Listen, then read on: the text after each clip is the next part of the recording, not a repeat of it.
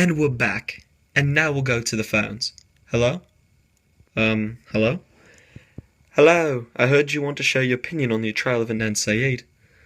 Yes, and to be completely honest with you here, I think that Anand Syed is innocent. Oh, why is that? You know how in court, for somebody to be convicted, they have to be, guilty beyond reasonable doubt? Yeah. Well, in this case, a lot of evidence, to me anyway, makes me doubt the guilt of Anand Syed. Go on. The best part of the state's case was Jay's story. Without Jay's story, the state probably would have never took Anand to trial. This seems to hit a particular nerve with me. I've kept up with the popular podcast Serial, and the creator of the podcast has pointed out multiple holes in his story. His story changes so many times, and to me it's just like, how do you misremember such large details? Especially on the day where you supposedly saw your first dead body. Like maybe forgetting little details, like exactly what time it happened or something like that. But telling different people that you first got shown the body in different places is fishy. You simply wouldn't forget, like something like that. I've been keeping up with Serial as well. But if what you're saying is true, what would make Jay just lie about everything? I think that Jay might not be lying about everything, like his involvement, for instance. I personally think that Jay is just a lot more involved in the murder and disposal of the body than he claims to be. He could have been heavily involved with the murder and simply saw Anand, as Hayes' ex-boyfriend, as the best person to try to blame the murder on. It was supposedly only Anand and Jay that were together after the murder, so what happened is just Anand's word versus Jay's, and I think that it can be considered reasonable doubt. Okay, but Jay and Anand went to a woman by the name of Kathy's house after the incident. She was saying that Anand was acting suspicious, and even at a point got a call from somebody and started saying things like, "What do I do?" and they're going to come talk to me. Isn't that really shady? Well, yeah, in the context that Kathy took it, it does look suspicious. But it could have been anything. Think about it. Anand was high, and at the house of a person that he didn't know. On top of that, he could have gotten a call from anybody that could have warranted that response. His parents could have called him. The police could have called asking about, hey. All these things could have caused Anand to act out of character.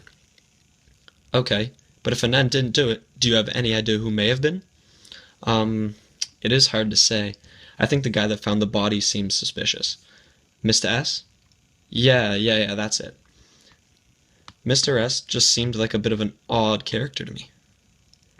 His story seemed just really weird. He was casually just has a drink on their way back to work. Oh, and then they decide that they have to use the washroom so badly that they need to pull over to do so.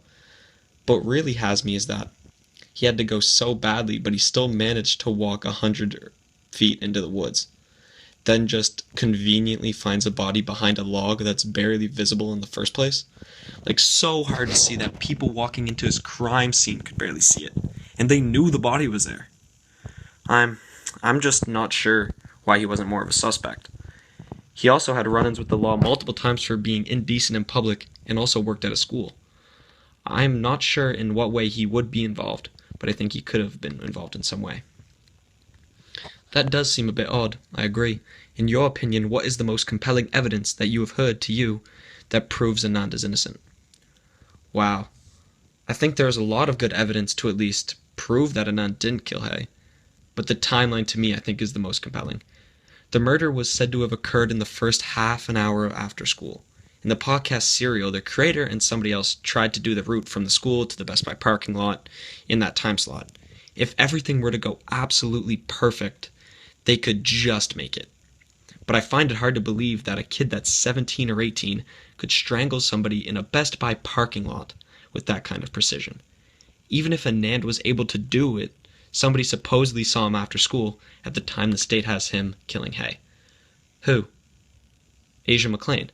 Asia McLean was a friend of Anand at Hay and apparently talked to Anand after school the day Hay went missing. That would have covered the time when he apparently had killed Hay. What? And she was never questioned at the trial. She was never questioned, period. Anand's defense attorney, Christina Gutierrez, put her name in her notes, but never followed up with her, or even put Aisha on the stand, for whatever reason. But I would have at least tried, you know? If Aisha really did see Anand, then that is something that could completely clear his name, and to not follow up just seems dumb to me. I can't see a reason not to follow up. Yeah, that is a potential alibi. Anything else you have to say before we get off the air? Yeah, to anybody that thinks the evidence involving cell phone records is so convincing as to trying to prove that Anand did kill Hay, I think you are wrong. For example, the Nisha call. I don't know you, but pocket dialing and things that happen are things that happen all the time. Jay was obviously making calls from Anand's phone from the cell records having 7 or 8 other calls. He could have accidentally called Nisha. Even the fact that Nisha said she was talking to Jay from the store he worked at, even though he didn't have the job at that point, doesn't really mean anything. Nisha could have misremembered a detail, since it's obvious people get the details mixed up. Use Jay's story or stories as an example. But anyway, thanks for having me on. Hope my opinion helped you create one.